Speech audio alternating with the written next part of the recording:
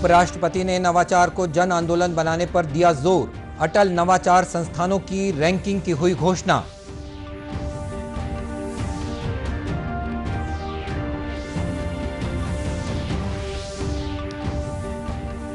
Online web संगोष्ठी को संबोधित करते हुए राज्यपाल ने गोंडी भाषा के संरक्षण के लिए हर स्तर पर प्रयास की जरूरत बताई।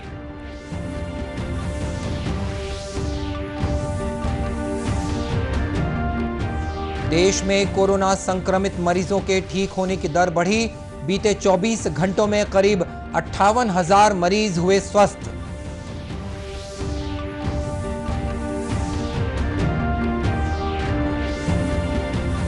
और राज्य में हर्षोल्लास के साथ मनाया जा रहा है पारंपरिक लोक पर्व पोला। मुख्यमंत्री ने प्रदेशवासियों को दी शुभकामनाएं।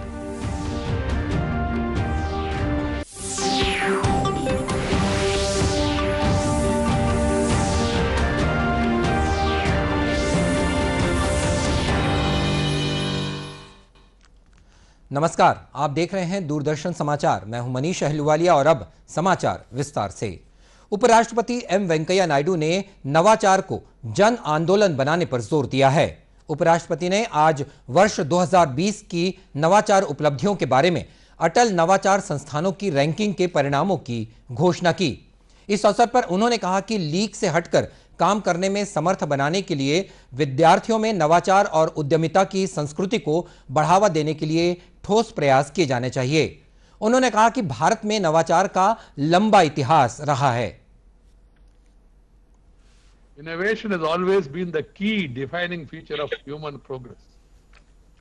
Inventions, discoveries, creative artworks, architectural marvels, and experimentation in different fields of human endeavor have enriched human values from time to time. India has its own illustrious history of innovations spanning at least 20 centuries, right from the invention of zero and the decimal system by renowned mathematicians like Pingala, Aryabhatta and Brahmagupta. There was a time when India was known as Viswaguru and students from many countries came to study at our universities.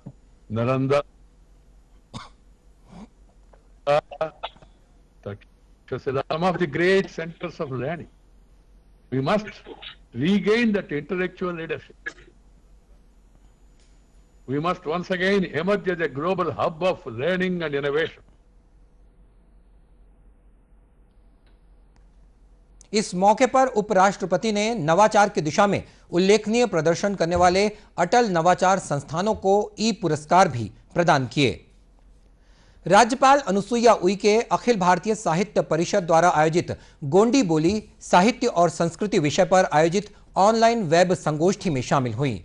इस संगोष्ठी को संबोधित करते हुए राज्यपाल ने कहा कि यह आयोजन प्रासंगिक है। इसकी वजह यह है कि देश की नई शिक्षा नीति के तहत बच्चों को प्राथमिक स्तर पर उनकी मातृभाषा में शिक्षा देने का प्रावधान किया गया है। उन्होंने उम्मीद जताई कि यह संगोष्ठी आधुनिक शिक्षा नीति को प्रभावी बनाने में सहायक होगी। साथ ही उन्होंने यह सुझाव भी दिया कि गोंडी बोली में पढ़ाने के लिए स्थानीय स्तर पर शिक्षकों की नियुक्ति की जानी चाहिए। यह पहल करने से नौकरियों में गोंडी बोली के जानकारों को प्राथमिकता मिलेगी। राज्यपाल ने गोंडी बोली से जुड़े परंपरागत साहित्य के संरक्षण पर भी जोर दिया। उन्होंने कहा कि क्षीण हो रही गोंडी बोली के अस्तित्व को बचाए रखने के लिए हर स्तर पर प्रयास करने होंगे। बीते 24 घंटों के दौरान देश में कोरोना संक्रमित मरीजों के ठीक होने की दर अब तक मिले आंकड़ों की तुलना में सबसे अधिक रही है। इस दौरान करीब 58,000 लोगों को स्वस्थ होने के बाद अस्पताल से डिस्चार्ज कर दिया गया है। इस तरह पूरे देश में अब तक कोरोना संक्रमण से ठीक होने वालों की संख्या 20 लाख तक पहुंच गई है। वहीं मृतकों की संख्या से संबंधित मामलों में भी कमी आई है। अब यह 1.92% रह गई है। केंद्रीय स्वास्थ्य मंत्रालय के मुताबिक बीते 24 घंटों के दौरान देश भर में कोरोना संक्रमित करीब 55,000 नए मरीज मिले हैं। इनमें छत्तीसगढ़ से लगभग 400 मरीज शामिल हैं। आंकड़ों के मुताबिक बीते 24 घंटों के दौरान राज्य में कोरोना संक्रमण से 8 मरीजों की मौत हुई है। यदि स्वस्थ होने वाले मरीजों की बात करें तो 363 मरीजों को अस्पताल से छुट्टी दे दी गई है। राज्य में फिलहाल 5,200 से अधिक सक्रिय मामले हैं। बीते 24 घंटों में राजधानी रायपुर से 190 नए मरीज मिले हैं। वहीं बिलासपुर से 36 और दुर्ग से 59 कोरोना के पॉजिटिव मामले सामने आए हैं। भारत की जनजातीय आबादी की स्वास्थ्य और पोषण से संबंधित सभी जानकारियां एक ही स्थान पर उपलब्ध कराने के उद्देश्य से एक ई पोर्टल की शुरुआत की गई है। केंद्रीय जनजातीय कार्य मंत्री अर्जुन मुंडा ने स्वास्थ्य नाम के इस ई पोर्टल का उद्घाटन किया। इस अवसर पर उन्होंने कहा कि इस पोर्टल की शुरुआत देश की जनजातीय आबादी की सेवा के लक्ष्य को प्राप्त करने की दिशा में एक पहल है। डिजिटल हेल्थ हिंदुस्तान के समस्त लोगों को प्रोवाइड कराएगा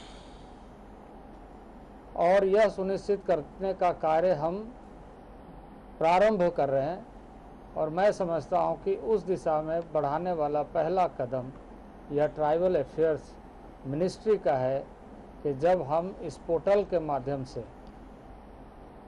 वैसे क्षेत्र में रहने वाले समस्त नागरिकों को जो वंचित हैं, जो पिछड़े हैं, जो सुदूरवर्ती क्षेत्र में रहते हैं, जिन्हें हम जनजातीय समाज के रूप में देखते हैं, आदिवासी के रूप में देखते हैं, अनुसूचित जनजाति के रूप में देखते हैं। इस स्वास्थ्य पोर्टल में देश के विभिन्न भागों के जनजातीय लोगों के इलाज के नए नए तौर तरीकों और उनसे संबंधित मामलों को संकलित किया गया है ताकि लोग एक दूसरे के अनुभवों का फायदा उठा सकें। बीते 2 दिनों के दौरान राज्य के कई हिस्सों में लगातार हुई बारिश की वजह से बाढ़ जैसे हालात बने हुए हैं।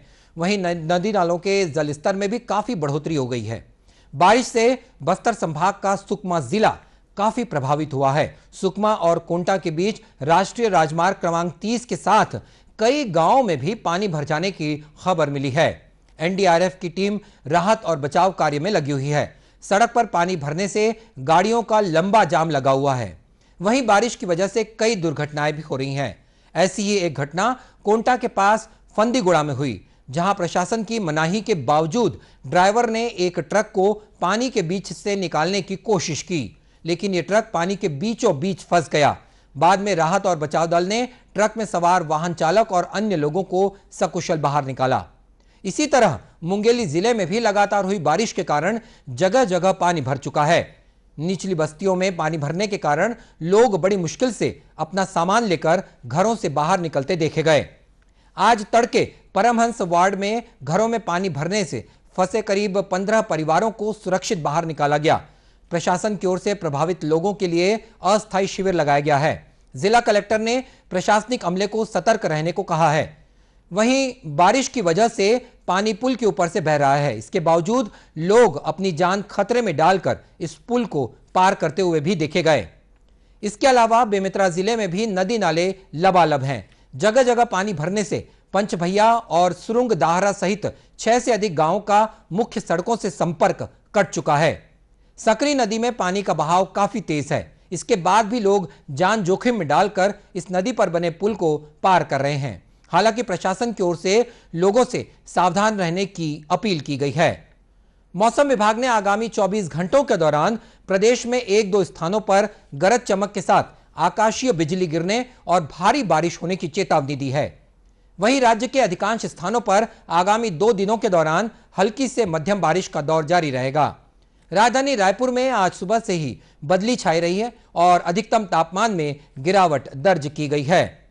इस बीच राजस्व मंत्री जयसिंह अग्रवाल ने कहा है कि राज्य में बारिश की वजह से हुए नुकसान का आकलन किया जाएगा। इसके लिए सर्वे भी कराया जाएगा। श्री अग्रवाल ने कहा है कि सभी जिलों की स्थिति की समीक्षा के लिए वे जल्द ही जिला कलेक्टरों और अन्य वरिष्ठ अधिकारियों के साथ बैठक करेंगे। छत्तीसगढ़ का पारंपरिक लोक पर्व पोला आज हर्षोल्लास के साथ मनाया जा रहा है। खास तौर पर ग्रामीण इलाकों में उत्साह का माहौल देखा गया।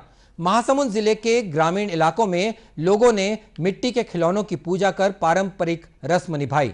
साथ ही बच्चे इन मिट्टी के खिलौनों से खेलते हुए भी देखे गए। ये खेती किसानी से जुड़ा हुआ त्योहार है, इसीलिए किसानों ने भी अपने बैलों को खूब सजाकर उनकी पूजा अर्चना की। पोला के मौके पर लाफिन खुर्द गांव में महिलाओं ने सामूहिक रूप से पूजा अर्चना की और घरों में पारंपरिक व्यंजन बनाए। गांव में रहने वाली देवकी साहू और रुक्मणी चतुर्वेदी ने लोक पर्व पोला की मान्यताओं के बारे में विस्तार से जानकारी दी। हमारे पोला तिहार ला हमारे छत्तीसगढ़िया मन बड़ा ही सुंदर ढंग से मनाथे। काबर ये तिहार में बैला बनाथे और माटी के पोरा बनाथे, तेला बड़ा ही सुंदर कुछ पकवान बनाए रहथे। ओ मन ला सब बना के पूजा करथे उकर अच्छा ढंग से। छत्तीसगढ़ में पोरा तिहार के बहुत बड़े महत्व है। सब सियान मन ह बताथे। ये दिन सब बेटी मन ह अपन मायके में आथे और नया नया मिट्टी के बने पोरा जाता कढ़ाई जो भी घर के काम में उपयोग होथे वो गृहस्थी वाला सामान ओकर पूजा करथे, खेलथे, मिट्टी के बैला बनाथे।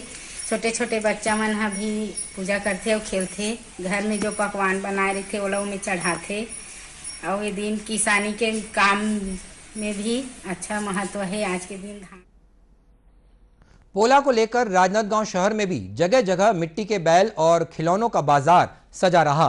लोगों ने भी पोला पर्व में इन खिलौनों की पूजा अर्चना के लिए इनकी खरीदारी की। आज के दिन पशुधन की पूजा की जाती है।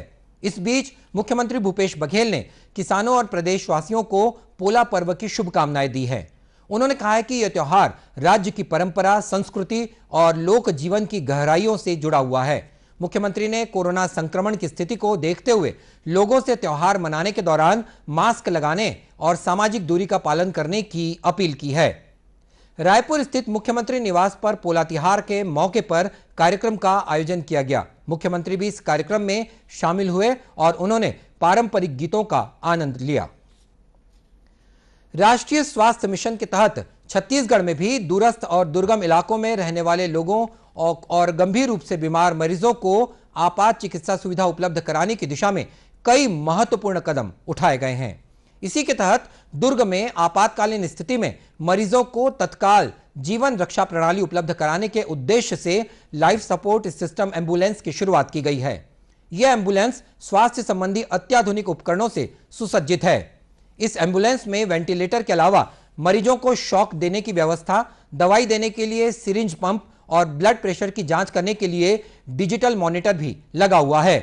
जिला स्वास्थ्य और अधिकारी डॉक्टर जीएस ठाकुर ने बताया कि गंभीर मरीजों को सुरक्षित हालत में अस्पताल तक पहुंचाने के लिए यह एम्बुलेंस काफी मददगार साबित होगी।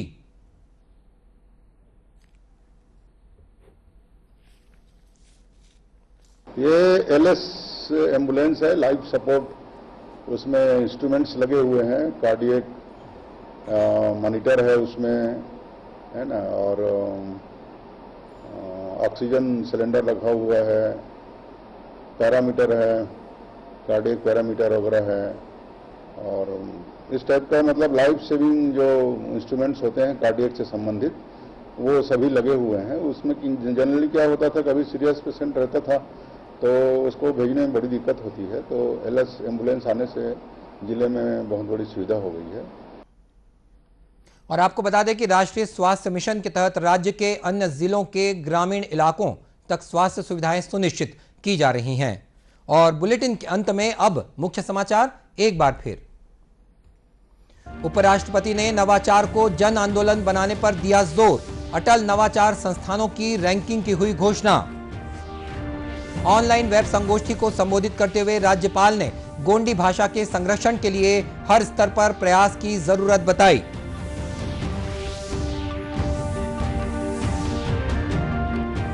देश में कोरोना संक्रमित मरीजों के ठीक होने की दर बढ़ी। बीते 24 घंटों में करीब 58,000 मरीज हुए स्वस्थ।